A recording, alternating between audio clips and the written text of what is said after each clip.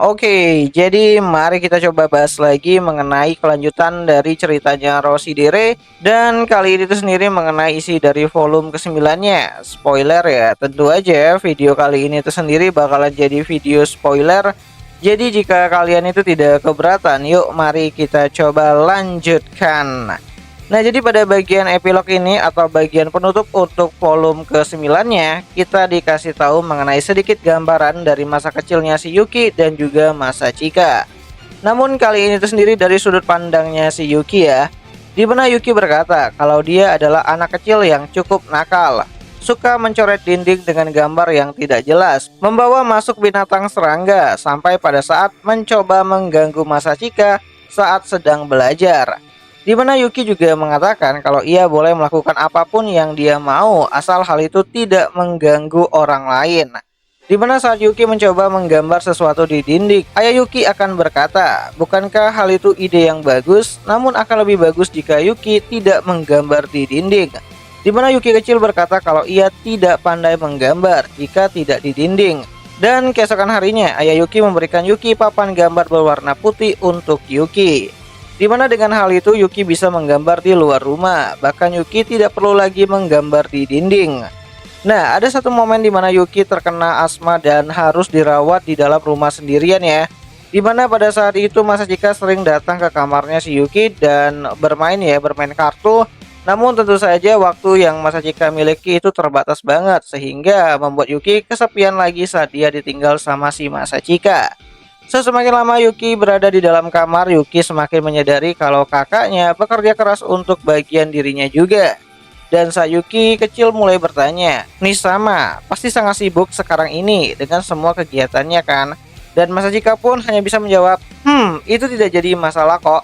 Dimana di pikiran Yuki kakaknya belajar dengan sangat serius karena kondisi Yuki yang sakit-sakitan. Dan alasan kenapa Yuki boleh bermain semaunya adalah karena kakaknya berjuang untuk bagiannya juga. Dan sebab itulah Yuki sangat mencintai kakaknya. Karena masa Chika selalu tersenyum di hadapannya. Namun berjalan seiringnya waktu, Yuki sempat berpikir kalau kakeknya berjuang sebagai kepala keluarga. Ayahnya berjuang untuk pekerjaannya sebagai diplomat, sedangkan ibunya mencoba untuk mendukung suaminya dan juga kakaknya. Yang mana hal itu membuat Yuki berpikir kalau apa yang bisa dia lakukan untuk keluarga ini. Bahkan Yuki juga berpikir bagaimana jika dia mati nanti dalam keadaan yang sakit-sakitan seperti ini. Apakah ada orang yang akan memikirkan dirinya? Apakah semua orang akan memikirkan dirinya? Dimana Yuki berharap bisa melakukan sesuatu untuk hal tersebut. Ya, Yuki juga sempat berpikir kalau saja dia mati nanti, apakah orang-orang akan bersedih untuknya atau malah merasa lega? Karena beban seperti dirinya sudah tidak ada lagi. Ya, Yuki ingin melakukan sesuatu namun kondisi fisiknya tidak mengizinkan hal tersebut. Sehingga Yuki mencoba untuk meniru masa Chika dengan terus membuat senyum di hadapan semua orang. Meskipun itu hanyalah senyum palsu yang dipaksakan, Yuki yakin kalau lama-kelamaan hal itu akan membuatnya menjadi lebih baik. Namun saat dia baru saja memulai untuk tersenyum, senyum dari kakak dan juga ayahnya mulai menghilang. Di mana hal itu disebabkan karena ayah dan ibunya memutuskan untuk berpisah. Bahkan masa Chika sendiri kakaknya juga akan ikut pergi keluar dari kediaman keluarga Suo. Yang membuat pikiran Yuki makin ikut tertekan saat ayahnya bertanya apakah Yuki akan ikut atau tetap tinggal. Dan karena Yuki ingin tetap menjaga senyum itu tetap ada, Yuki meminta kepada ayahnya untuk tersenyum sekali lagi. Dan Yuki akan memilih untuk tetap tinggal sambil memastikan kalau ibunya akan bisa tersenyum kembali.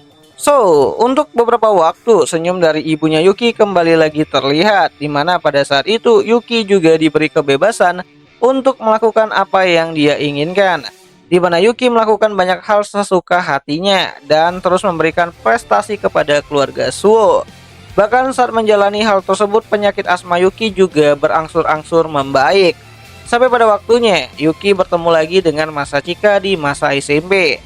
Namun pertemuan itu diawali dengan rasa tidak enak masa Chika yang meninggalkan Yuki sebelumnya.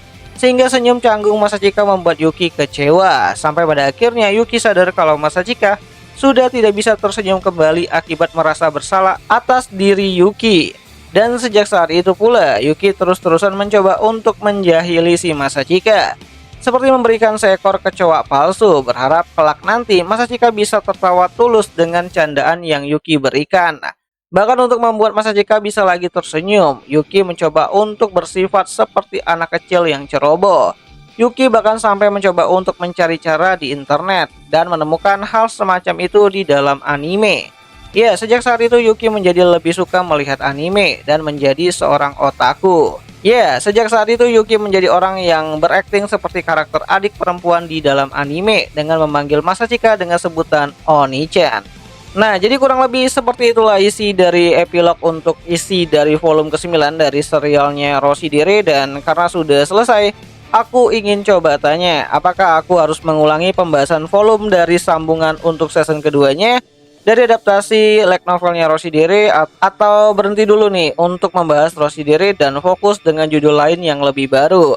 Coba deh kalian bantu aku dengan cara menuliskannya itu di kolom komentar. Siapa tahu menarik itu kan. Dan akhir kata, itu ajalah dulu mengenai video kali ini. Dan jika ada yang salah, aku minta maaf dan sampai jumpa di pembahasan anime lainnya. Jenny.